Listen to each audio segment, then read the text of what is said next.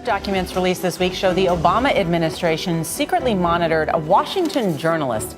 In seeking a search warrant, the FBI called James Rosen a criminal co-conspirator, even though he isn't charged with any crime. For the first time ever, a presidential administration is treating news reporting like a crime and a reporter like a criminal suspect. This is where this investigation jumps from a leak investigation of someone in the government who provided classified information into an investigation of a journalist and targeting a journalist. The government, in a search warrant for James Rosen's email, calls him an aider and abettor and/or co-conspirator in the crime of espionage.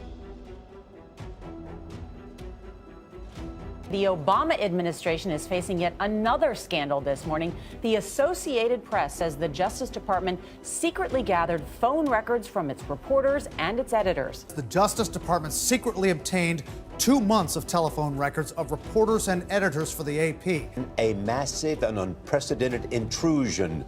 In 2013, the U.S. Department of Justice, under the Obama administration, seized the phone records of 20 AP journalists without notifying them or the AP. To justify this, they cited national security concerns. I've been a prosecutor since 1976, and I have to say that this is among, if not the most serious, it is within the top 2 or 3.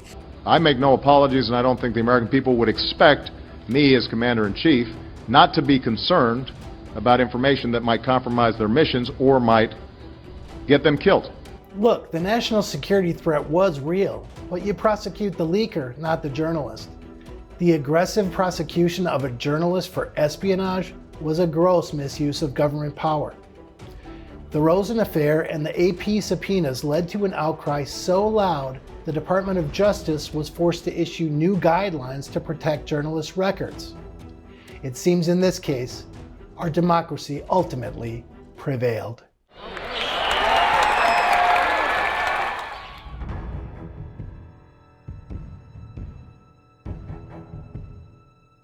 You are fake news. No, not you. Not you. Your organization's terrible.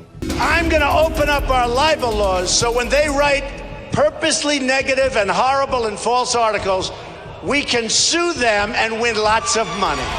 In terms of democracy, there's nothing wrong with criticizing the press, but then Trump took it a step further.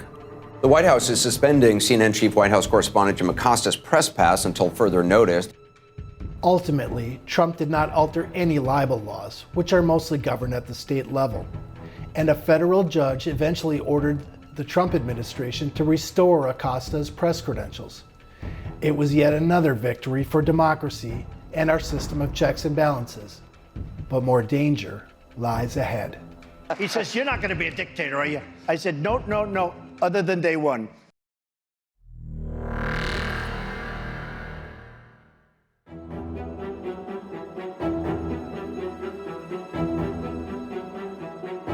Today I'm signing an executive order to protect and uphold the free speech and rights of the American people.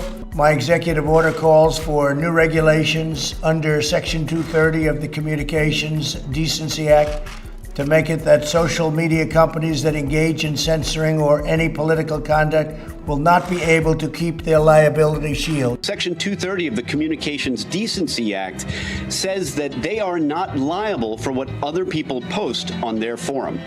President Biden and Donald Trump have both expressed varying degrees of support for revoking the liability shield offered by Section 230 of the Communications Decency Act. Fortunately, there is little bipartisan consensus about what to do with it. Removing the liability shield would end social media as we know it, making big tech too afraid to publish anything that could be controversial.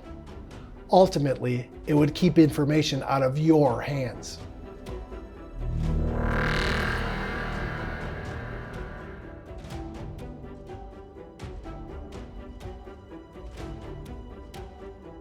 The government has used its power to silence the opposition. Opposition to COVID-19 vaccines, opposition to COVID-19 mask and lockdowns, opposition to the lab leak theory of COVID-19, opposition to the validity of the 2020 election, opposition to President Biden's policies, statements that the Hunter Biden laptop was true, and opposition to policies of the government officials in power. All were suppressed. The social media companies blocked the spread of an unverified story about former Vice President Joe Biden's son and a laptop allegedly full of his old emails. Twitter blocked the story altogether, pointing to a policy against hacked materials, and suspended the New York Post account for sharing it. Facebook downranked the story in the algorithms that govern users' newsfeed and fear that it was based on misinformation. They came to the conclusion internally at Twitter that the New York Post tweets and story had not violated their terms of service, that it was okay and it should not have been censored, and yet they found a justification to censor it anyway. President Biden leveled an extraordinary charge against Facebook, accusing the social media giant and other platforms of, in his words, quote, killing people. Facebook said we're censoring often true stories of vaccine side effects to avoid that vaccine hesitancy. So they're censoring accurate information to avoid a behavior they don't want. White House demanding censorship of information that could lead to people being hesitant to take the vaccine. The FBI was included in industry meetings, bilateral meetings, received and forwarded alleged misinformation to social media companies, and actually misled companies in regard to the laptop story.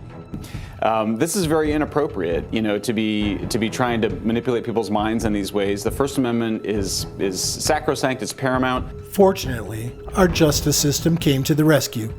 And a federal judge barred parts of the administration from contacting social media platforms about online content. The administration was violating the First Amendment, working with tech companies to flag and remove conservative posts about topics ranging from COVID-19 to election interference. Censoring social media is a terrible use of government power and a true threat to free speech. The only thing worse than letting Mark Zuckerberg or Elon Musk determine for you what is true is letting a politician do it. That would truly open the door to tyranny.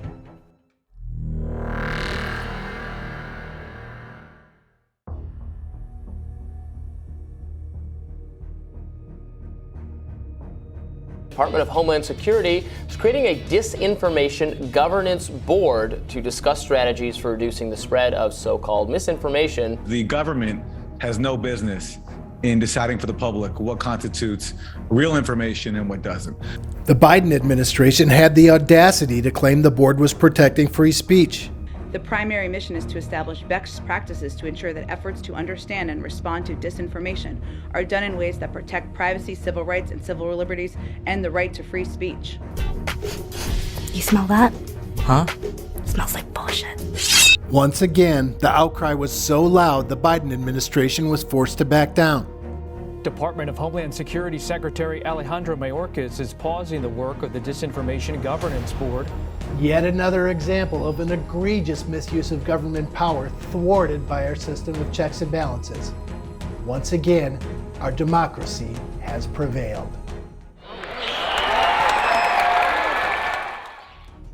Despite what Joe Biden tells you, the biggest threat to freedom of speech in the U.S. is the federal government's attempts to censor the press and to prevent you from obtaining information.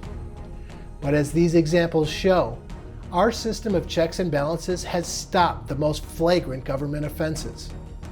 Free speech in the U.S. is alive and well. I'm going to say one thing. Fuck Trump.